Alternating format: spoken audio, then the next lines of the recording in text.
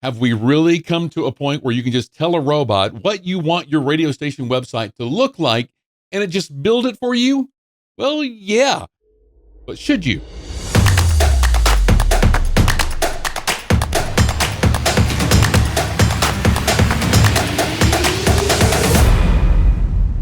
Vibe coding. It's been around for a little while now, and it sounds cool, and it really is if you haven't delved into it at all. Basically, you type a few prompts into an AI powered website builder like Wix AI, Framer, or even ask ChatGPT or any one of the other models, Gemini or Perplexity, Claude, what you want, and they'll spit out a bunch of HTML files, and boom, you have a website.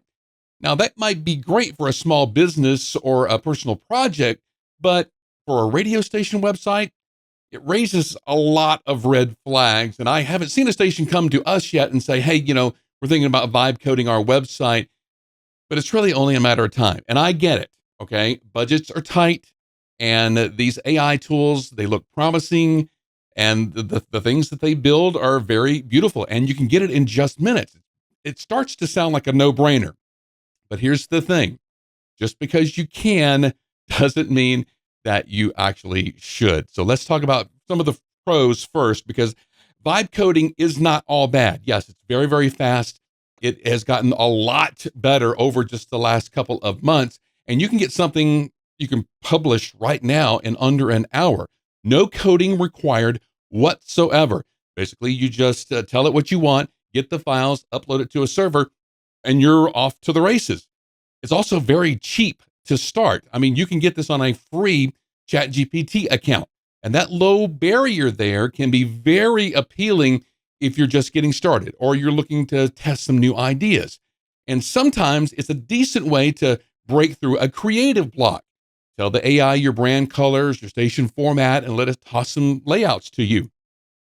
It can spark ideas. In fact, let me show you, for those of you who are on YouTube, what this exactly looks like. All right, so I have the anti-gravity code editor up here, and this is a Google product. This is this code editor. You could use any one that there's literally hundreds of them out there. This is just one. There's Windsurf, or you can actually go inside of ChatGPT and actually give it a prompt of what you want, and then it will give you all of the files that make up the website. I'm just using this one just to show you because we can actually see all of the codes in this project. So I'm just going to go ahead and give it a prompt here. This one is running Google Gemini 3 Flash. And so basically the prompt that I am giving it in here is build a modern professional website for a fictional rock radio station called Blaze 97. We're a high energy FM station playing classic new rock, adults for 25-54, include pages like home, about us, contact, and advertise with us. Use a red and black color scheme with bold fonts imagery that reflects concerts, guitars, on-air studios. The homepage should feature a big hero section with a listen live button and sections for featured shows and DJs.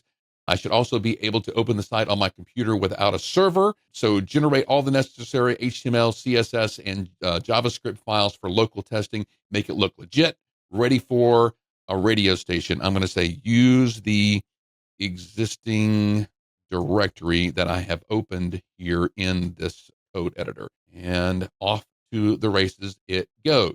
I'm focusing on defining the website's core, the visual identity, and it's going through all of this thought process right now. It's even coming up with a logo for this fictitious radio station that I am creating here called Blaze 97, generating with Gemini here.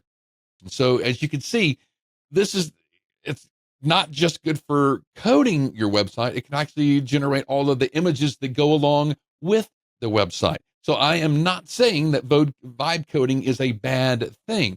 I'm saying that it's not going to give you the kind of and the images this thing is creating is absolutely amazing. The images look like they were taken inside of an actual radio station with actual broadcast consoles here, and it's asking me if I want to make a directory under the directory that we've already created. I'm going to hit accept on that. But looking at some of the images here, there's a rock concert that it's going to be using for, I'm guessing, the hero section of the homepage.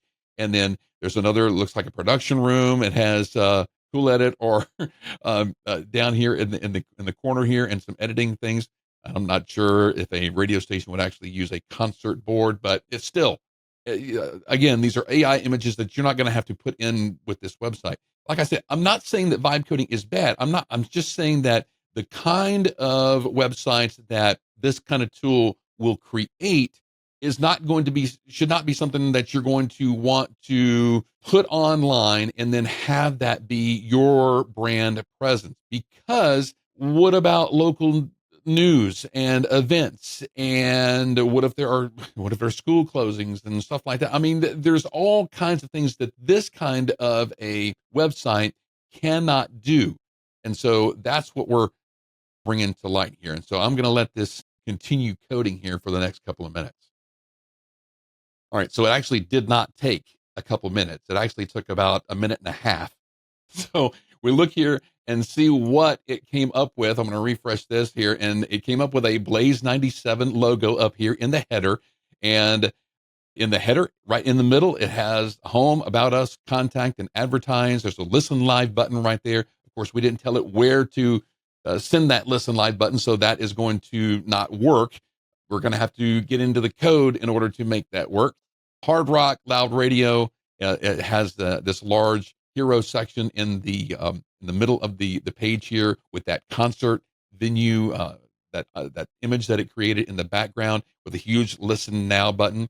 So I will tell you that this website right here looks better than about 80% of the small market radio stations that I have seen who have not touched their website in the last 10 years. All right. So I will say this looks absolutely amazing for a brochure website.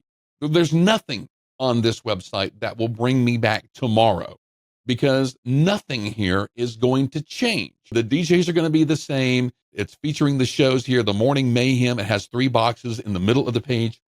One for Morning Mayhem from 6 till 10, Afternoon Anthems from 2 till 6 p.m., and then Midnight Session from 10 p.m. to 2 a.m. So it has 3, and as you hover over these boxes, they animate. So there's nice little movement to the website. And then it has a section for Your Blaze DJs, and then it has Mike the Hammer, I guess, in the mornings, Sierra Steele, the Queen of Classic Rock, and then Rock and Rob, the Midnight Session Guru. Doesn't really tell me much about them. There are no email links, and of course, we didn't tell it to put any email links there or create pages for them, but you could have done that. And then you have the Blaze 97 logo again down here in the footer, and quick links. Of course, you only have 4 pages, and then you have the studio line, text us, and the address in the footer as well. All right, so it's on brand. The colors match the logo. At the very, very top, there is not a lot of padding up here. So, but if we click on About Us, so this is that production room image that I mentioned a little while ago, Rock City Radio. I mean, this looks like a jamming production room. I would have loved to have worked in a production room that had a couch in it and all these microphones sitting around. I mean, and a drum set. There's a drum set in this image as well. So, I mean, it looks like a recording studio, not a production room, but still. And it has a little bit of history about Blaze 97 there and some of our values. See, our values. All right. So that's not going to be something that would be on a normal radio station website. Now, that would be on a generic website, maybe, I don't know, a mom and pop store or something like that. So that's why that's where the AI vibe coding is pulling that information from. And then on the Contact Us page, nice little contact information here with some links to social media and a contact form. Of course, none of that form is not working because the code that's in the background you don't know where the email is going to, or it's probably not. It's just a dummy form that just looks like a form, but it's not actually a form that's working. And then on the Advertise with Us page, why advertise with Blaze 97? It's the most listened to rock station in the region, dominating 25 to 54 adult demographic. Our listeners are loyal, active, and deeply engaged, and it gives some stats there. Over 500 monthly unique listeners, 500,000 monthly unique listeners, high engagement, and that sort of thing. And then get a media kit. There's a form for that as well. When you hover over the form, it animates a little bit. And then some partners who rock. It actually had some client logos that it put down here in this Partners Who Rock. So, that is almost like social proof there to have the icons that it generated here for Apple Pay, Spotify, Amazon, PlayStation, and Xbox. They all advertise on Blaze 97. Like I say, they're pulling this information from who knows where. So you cannot jump into a vibe coding environment and then just create something that's going to be automatic, ready to put online to represent your radio station. There is a persistent player at the bottom down here. I did not expect that. Well, I mean, it obviously does not work because there is a lot of coding that goes into a persistent audio player down here at the very bottom of the page. And and it shows Back in Black. AC/DC is playing right now. This is all right. Some of this stuff is unexpected because like I say, these tools are getting better and better and better.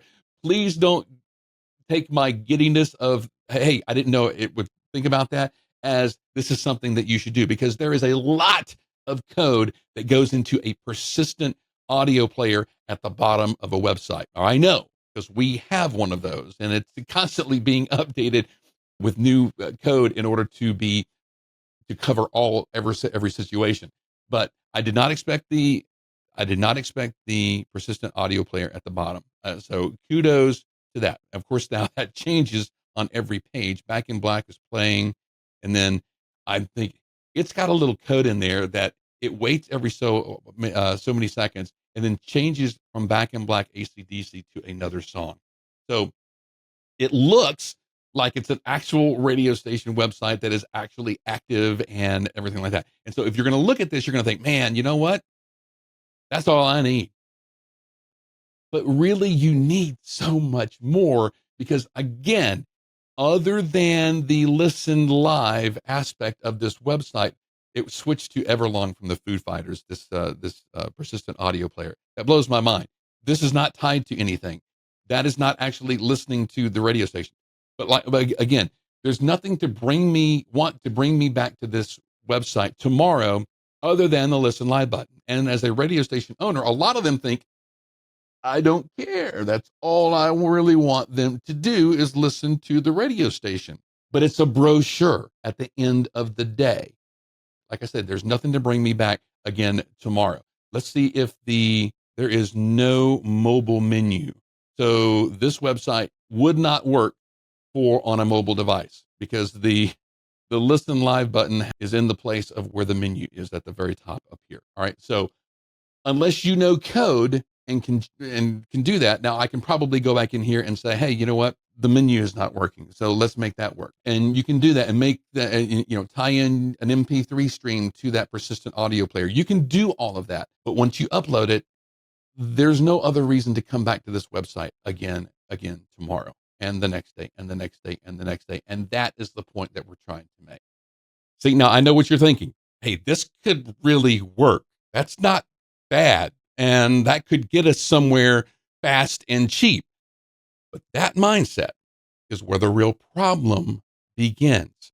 When you dig deeper, vibe coding starts to fall apart with what a radio station actually needs. And if you've been listening to this podcast for more than a few episodes, you really know that we are big advocates of a feature-rich website. All right, so let's start with some of the functionality. As you saw, vibe coding a site, it can give you some very neat-looking brochure web pages. But what about local news, obituaries, school closings, events, sports scores? AI tools are not going to be building that into your site unless you tell them in very specific details. And I mean, literally, instead of just the paragraph that I just used in that example, we're talking pages and pages and pages of prompts. And even then, it's not going to work the way that you need it to over time, because that kind of content that we're talking about needs to be updated daily. And that's not something that a brochure website is really made for. Brochure websites are made to be static forever. And all right, so that's not really a strategy that you want for your radio station. These tools are great now. Do what you want and know what you want it to look like and everything like that. But they have zero clue about why your website exists in the first place. It's to draw listeners into your radio station, give them a feel for your brand. Yes, give them a listen live button, but these tools, they're not thinking about content hierarchy, ad placement, listener engagement, SEO, long-term revenue opportunities, that sort of thing. The things that you should really be thinking about if you're looking for long-term growth. They'll give you a pretty site, but not a smart one. All right. And so, as speaking of SEO, most of these sites, they are built with a generic filler text that, or template copy, and that's bad, horrible news. You saw it made up everything in this website that I had it create for me, and so I would have to go into the code and actually tell it which ones, swap out this and swap out that. And if you don't know HTML or JavaScript or CSS, though, then yeah, you could probably get it to tweak those things for you. But my gosh, you got to do that every single time and then upload new files every single time. That is going to be a long-term process that's going to even cost you more money and time over time than just doing something right the very first time. It punishes weak duplicate material. And if your AI stuff is stuffed with all this generic stuff, well, then welcome to our station fluff. And I mean, that's not going to rank anywhere inside of search engine. That means fewer eyeballs, fewer advertisers, less revenue. And so you really want to be very mindful of everything that you're putting into this website that you have. You want it feature rich. You want it to give people a reason to come back tomorrow and the next day and the next day and the next day. And these websites, they're really not made for that kind of a strategy. The DIY route also comes with maintenance headaches. All right, there's no support line. You're the only support that website has. When your audio player breaks or a new browser update crashes your site, and you're it. You can't call anybody. You're the entire support team. And that beautiful vibe coded pages, they're not actually built to scale. So if you want a job board or a business directory, or you want to add school closings, if a big winter storm goes through the entire country and you need to put school closings on there, good luck. It's not a part of that. All right. So at the end of the day, vibe coding is a short-term convenience with long-term consequences. And if you're a radio station, it's good for a side hustle or maybe a personal brand, but not a website as a media product that your website deserves to be, and one that is a revenue generating product. That kind of website needs to be built with care, with purpose, and with a strategy that supports both your audience and your advertisers. So yes, vibe coding is very fun to play with. I have a blast. I mean, the fact that it even came up with the logo as a part of the design, that's very, very cool. And so it may help you brainstorm some ideas or your next redesign, but handing over the keys to a digital presence to an AI really doesn't understand what you do or who you serve or how you make money or how you want to make money with your station website. That's just a risk that your radio station just can't afford. So just like your on-air sound, you want your website to be professional, strategic. You want to program it just like you do your radio station, and you want it to be trustworthy. And let the hobby projects, those are great for vibe codes. All right. Your brand, though, it deserves a whole lot better. Now, I hope this episode has kind of helped you. And if you're on the fence about looking at vibe coding, this is just so you know the risks of vibe coding. It's not to totally say that's not for you as a radio station person or something like that. There are lots of great things that you can build with vibe code, maybe even plugins for your existing website or stuff like that. But just know the risk. If you're just looking to replace your entire website with something that you're vibe coding, that's probably not a good idea. All right. So hopefully this episode has been helpful to you. If it has, be sure that you like, you subscribe, you share this out with your radio colleagues. We so much appreciate it. And if you're looking for really the best solution for your radio station website, long-term growth, and for great revenue opportunities, reach out to us at skyrocketradio.com. That's what we built after being in radio for 14 years. I left radio to do this. And so our product is just for radio stations. And everything that we build is to help you get more revenue and get more listeners engaged with your brand. Again, at skyrocketradio.com, reach out to us there. Have an awesome week online, making your radio station website better. We'll see you next time.